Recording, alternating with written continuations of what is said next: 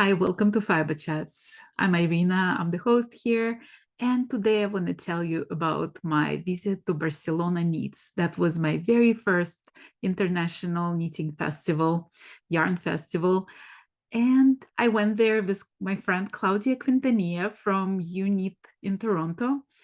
She was one of the VIPs there. She was the presenter. She did this talk about how your memories can help you to be creative.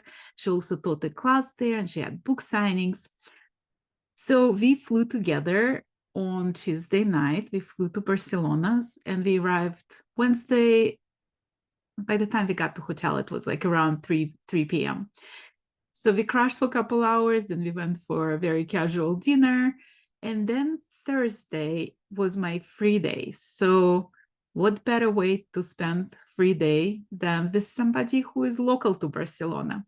So I called my friend Steve Tejido. He was a guest of my channel. And I asked him if he wants to meet up. And we went to just basically like walk through the streets of Barcelona. He showed me some of his favorite hidden spots, hidden gems. We were at this basically like modern building, but when you walk inside, there is a courtyard and there are Roman columns still from Roman times. So a lot of very cute, interesting places like this. We had great tapas lunch with some sangria, of course, because when you're in Barcelona, why not have a picture of sangria? And then we went to a beautiful bakery and we bought some local cookies that they make specially for Halloween. So we had a couple of those. We just wandered around, and it's such a beautiful city to just walk around. Like, I think we did over 27,000 steps that day. So we basically spent the whole day just walking around, admiring the architecture and just catching up, because last time I saw Stevie was a couple years ago. I met him in person at Vogue Knitting live in New York.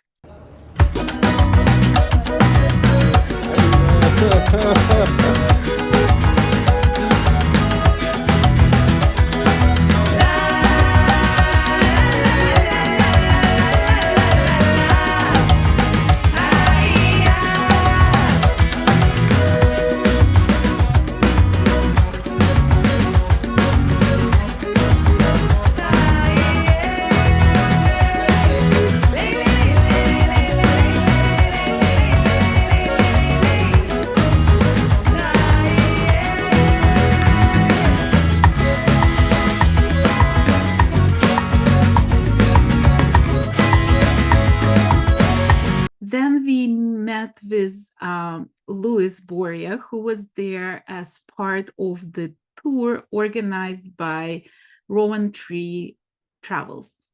And the organizer of this tour is Heather. So I got to meet Heather for the first time, and then we went for dinner. So it was Claudia, Stevie, Louis, Heather, and I. We went to a Venezuelan restaurant that Louis picked, and the food was great. The company was even better. So I got to chat with Heather about how she picks the locations, how she finds the people who are ambassadors, like Louis, ambassadors for this program. She told me about their trip. They went to Madrid and they went to different small towns, Vic, and then they came to Barcelona. So it was very interesting to hear about their adventures. They also had some classes that they took. I know that they took a class on embroidery. So it sounded like really fun and well-planned tour. So if you guys want to check them out, it's Rowan Tree Travels. So the next day was Friday, and the first thing I had to do was to exchange my printed ticket for a bracelet that's basically like you wear the whole weekend, and it's your entry into any building of Barcelona Knits Festival. And Barcelona Knits Festival was in World Trade Center in Barcelona. And World Trade Center has beautiful buildings and courtyard where you could sit and have coffee or something stronger and have lunch. and just talk to people. So like really nice setup. So I had to change my ticket for the bracelet, and the place to do that was the local yarn store called Lala Nal Lala Nal Nalu. Lala Nalu. Say that 5 times fast. So I went there, and the first person I've met was Nara from Knitleaks. So I chatted with Nara. She introduced me to the organizers. I got my bracelet. And then she introduced me to Merit, who is the organizer of Swiss Yarn Festival.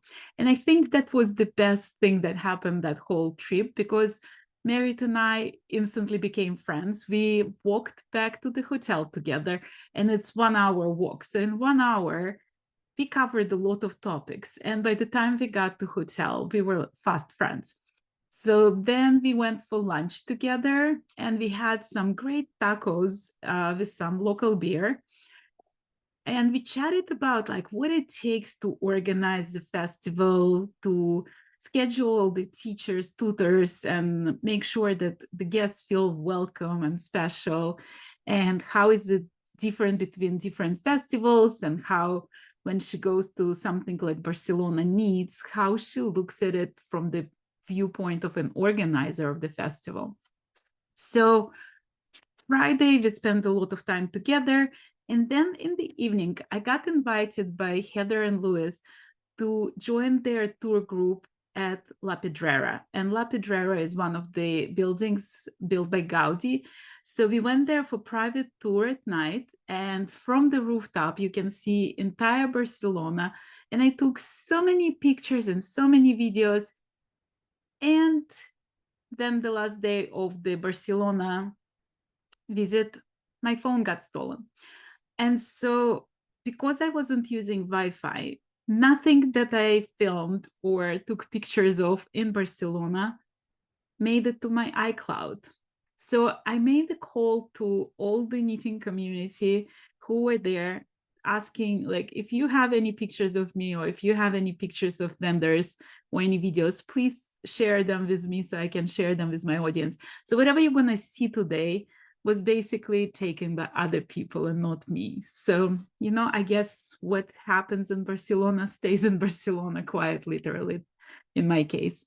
And it was super fun exploring La Pedrera with the group, because I knew so many people in that group. Paula from Mayak was there, and Sydney from Squidney Needs, and Louis was there, and Steve came with us, and Claudia was there. So it was like a lot of people that I already knew. There was Iris, who is the organizer for my local knitting guild. There was like a lot of people who I knew before.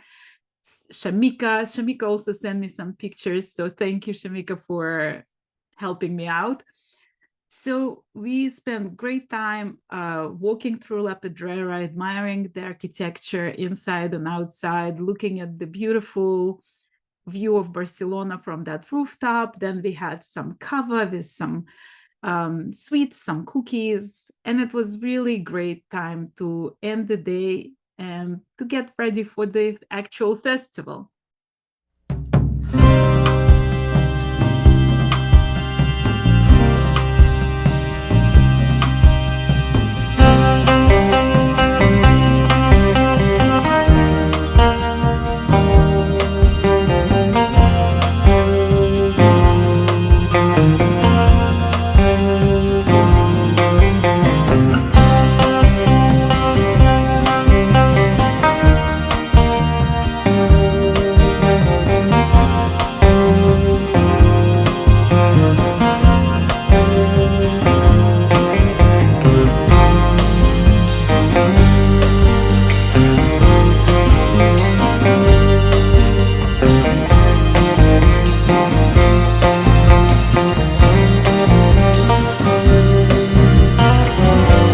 So Saturday, Claudia and I had to get up super early because she had the class at 9 o'clock, and we had to set up and prepare for it. And I was helping her out to do the setup.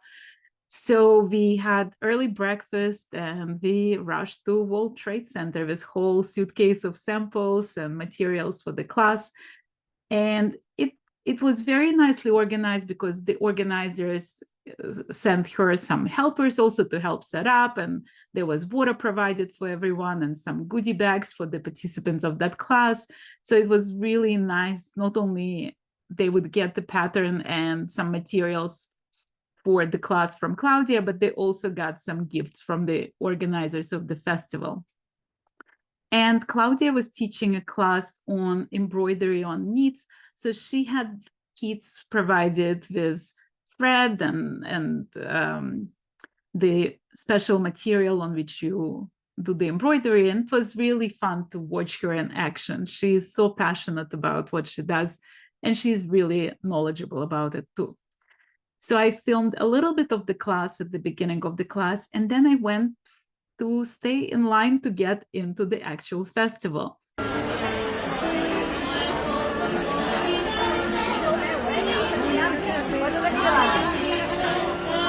And the queue was very long. And then when you leave one building, so there was two buildings and different dyers in different buildings, different yarn suppliers in different buildings. So for each building, there was a separate queue. And once you leave one building, you have to stay in line again to get to the other queue. And I met some of the organizers of other festivals, and we talked about, like, is there a better way to organize it, have like timed entry or something? But overall it felt wonderful because once you get into the building, they don't rush you and you have time to shop and see all the vendors. So I met a few people who I knew in line. I was standing there with Victoria, who is the yarn shop owner in Australia, and I met her first time in Vogue Knitting Live last year. So it's like it's a small world after all, as they said in Disney. So we stood in line for a little bit, then we got in, and what surprised me in Barcelona in comparison to other yarn festival that I visited was the amount of like super luxurious yarns. There was very little of superwash and a lot of like really luxury yarns. There was yak and silk and alpaca and everything you can imagine. There were a lot of natural colors. There were a lot of natural dyed colors. So it was very interesting to see the variety of yarns and some things that I've never seen in the US. And it was also very interesting to find some local vendors who, like, for example, I met with the owners of Moo Yarns. And it's a farm and they dye their own yarn. And let me just show you a couple of things that I got from them. So they brought this yarn, and it's 53% super baby alpaca, 34% silk, and 13% cashmere. So you see what I'm talking about? It's like all super luxurious, and the color is just so lovely, so gentle, and it's like the squish factor of this yarn is just incredible.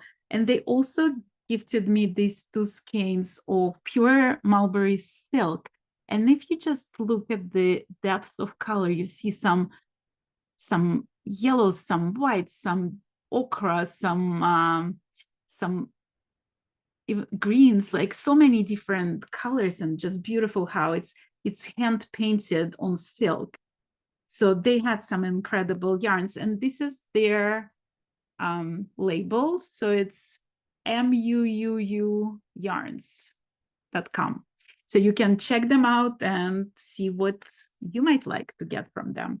And they're a wonderful couple. It's a husband and wife team, and they're very passionate about their yarns, what bases they use. So even though we had lack of common language, they only spoke Spanish. So I used Claudia to interpret for me.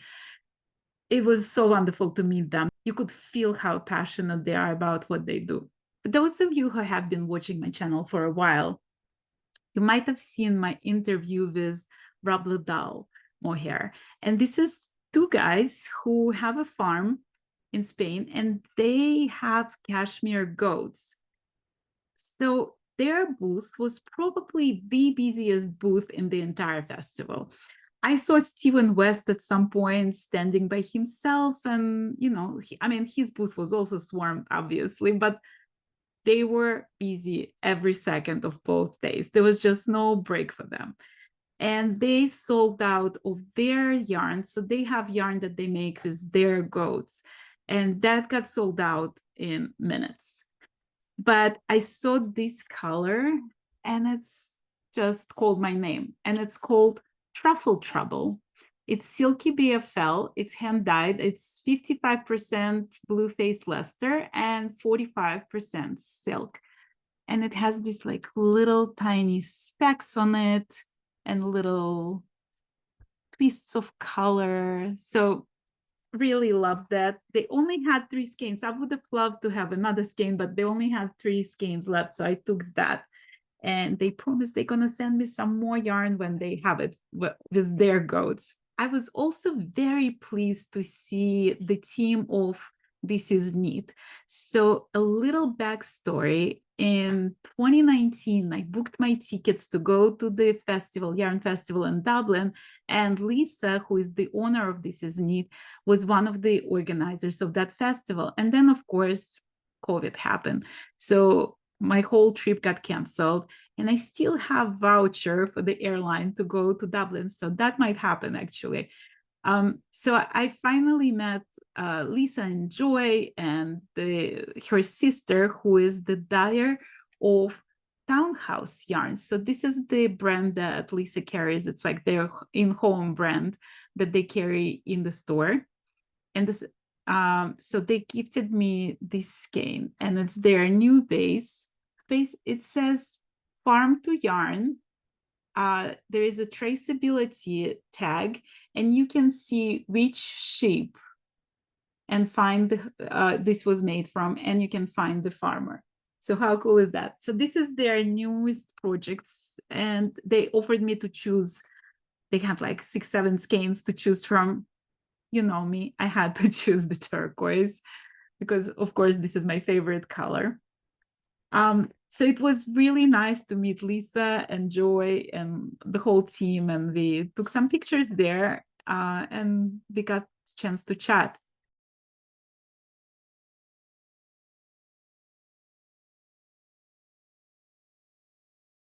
Another person who I was super excited to see again, I met her very briefly last year at Vogue Knitting Live, was Liz Condis, and she's the dyer of Trellis.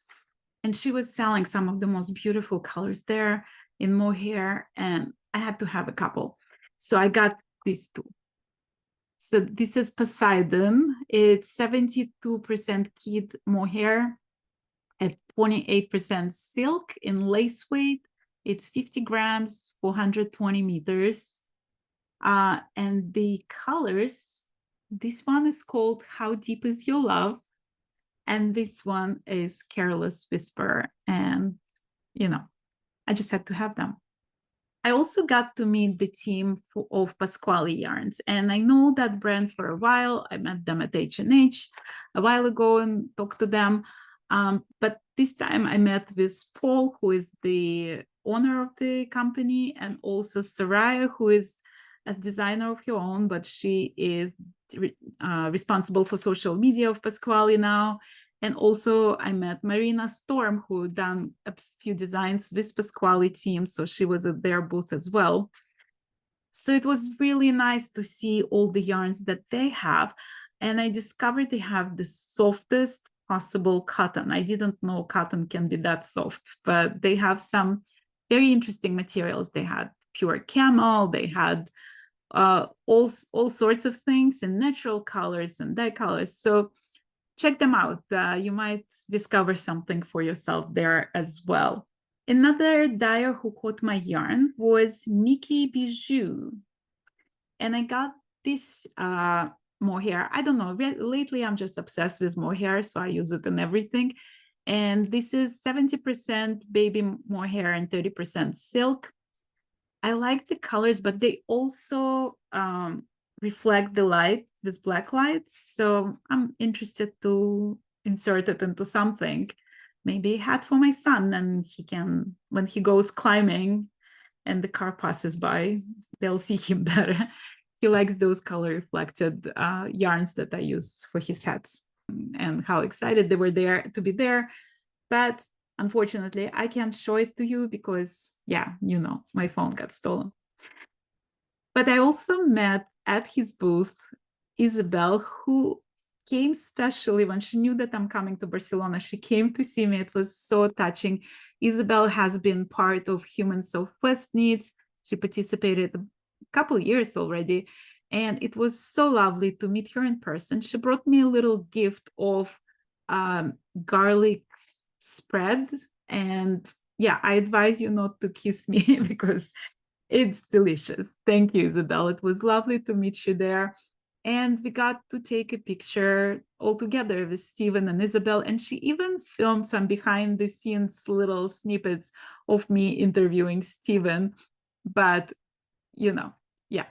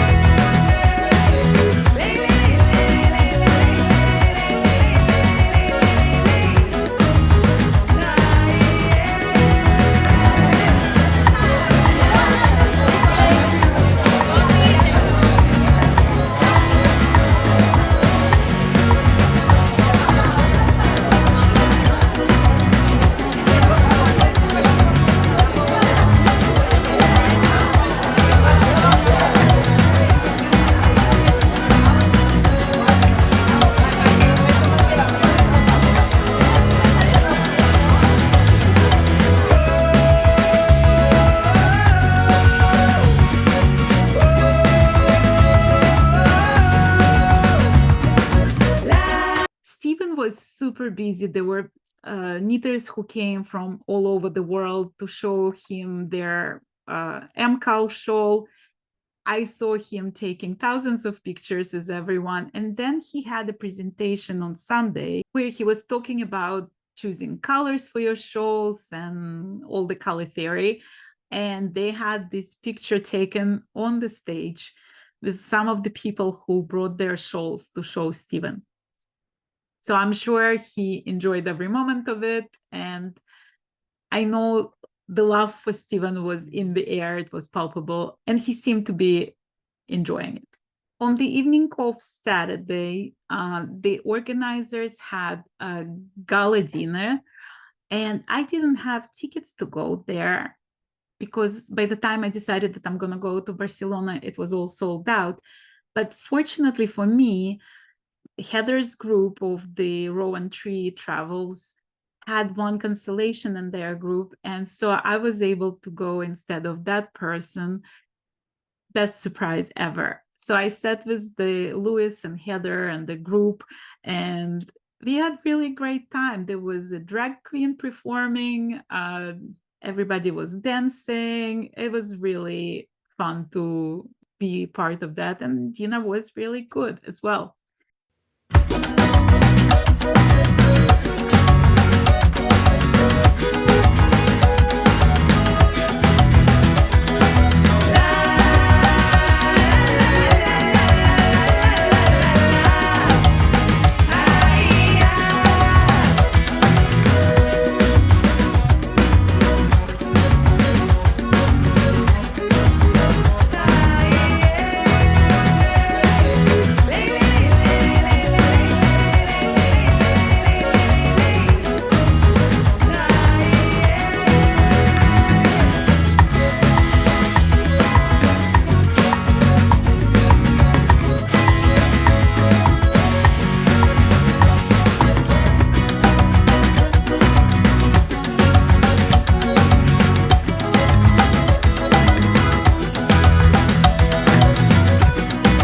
So that was Saturday. Sunday was more relaxing. There were less people there and it just felt more calm. and everybody was in great mood. There was a lot of book signings. I know Claudia had like 2 or 3 book signings that day, and I saw other people doing book signings as well. There were still classes, presentations. There was a lot to do there. And I was just walking around and meeting all the vendors and filming the booths. And unfortunately, of course, I cannot show you all of them, but I have some of the footage from the festivals that other people sent me. So I want to show it to you now.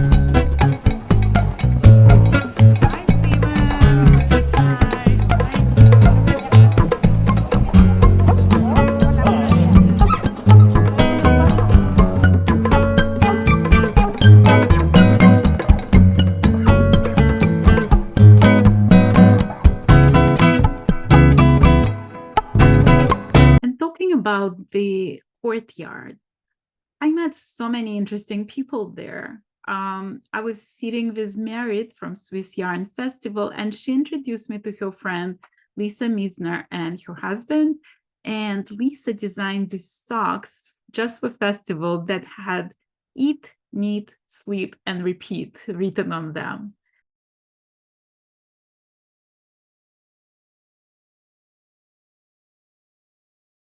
And I'm sure we all can relate to that. We all need a pair of those socks.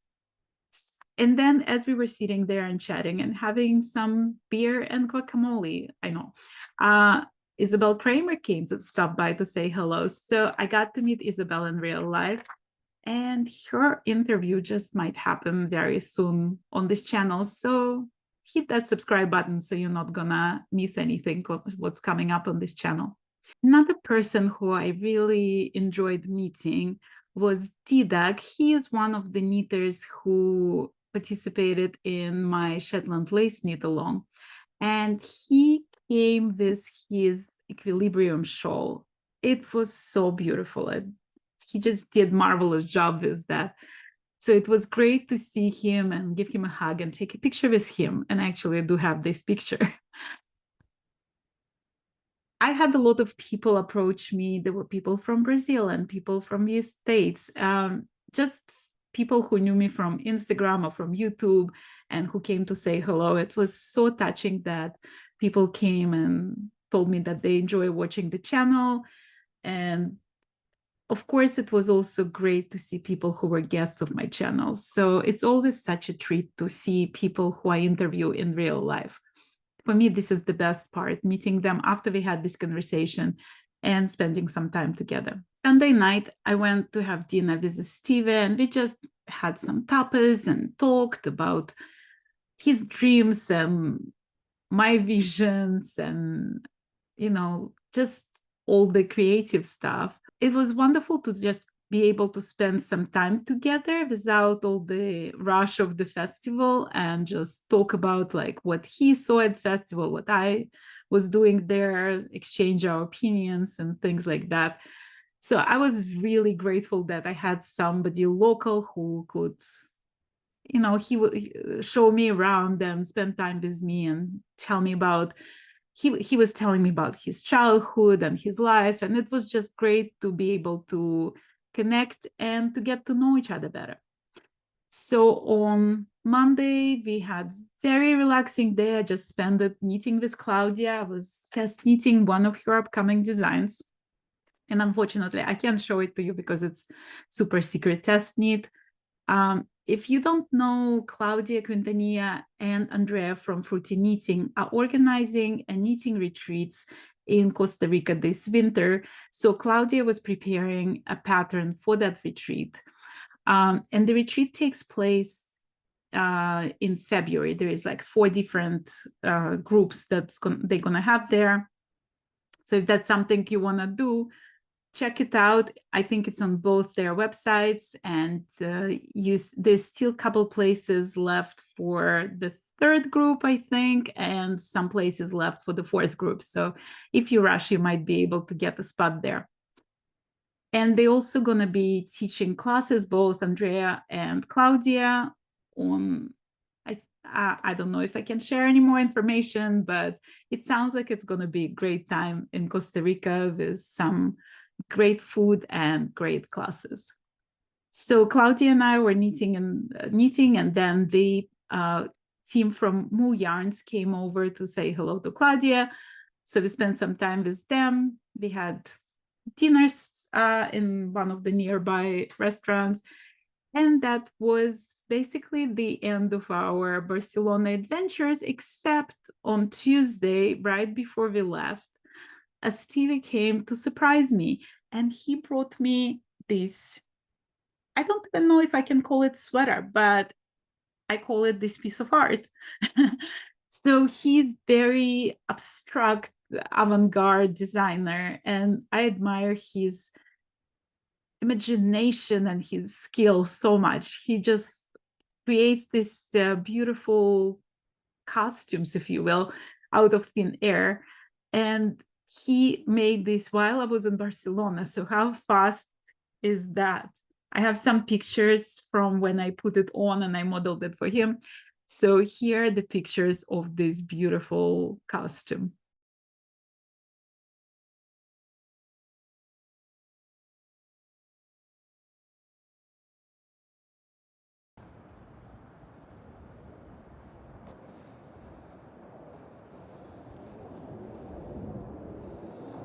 And that's pretty much what happened at Barcelona Knits. I really enjoyed it. It was my very first time going to an international knitting festival. There is a lot of similarities with the US festivals, but it's also different. It's very intimate. And I felt like people were super friendly. I got to meet so many new people. that I'm sure we will continue this connection. I truly recommend you to go there if you can next year. The way that festival is run, there are a lot of classes in English and presentations in English, some classes in Spanish and presentations in Spanish. So there is really something for everyone.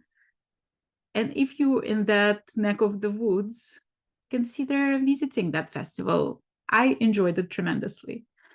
Thank you to the organizers of this festival for a wonderful job making everyone feel welcome. And thank you for all the vendors who said hello to me and who shared stories with me. Unfortunately, I couldn't show you everything I filmed, but I hope I described enough for you to get an idea of how wonderful that festival was. Thank you so much for watching it, and until next time, happy crafting.